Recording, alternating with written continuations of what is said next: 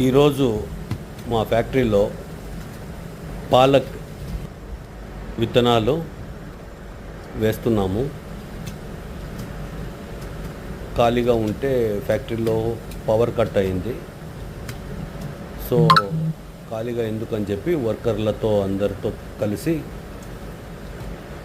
ఒక సైడ్ ఫ్యాక్టరీలో మట్టిని బాగా లెవెల్ చేసి రాళ్ళు వేస్టేజ్ అన్నీ క్లీన్ చేసేసి పాలక్ విత్తనాలు వేస్తున్నాము. పాలక్ విత్తనాలు చల్లుతున్నారు. ఫ్యాక్టరీలో ఒక గోడ పక్కన కాంపౌండ్ పక్కన కొద్దిగా ప్లేస్ ఉంటే ఆ ప్లేస్లో పాలక్ సాగు చేస్తున్నాం. Thank you for watching.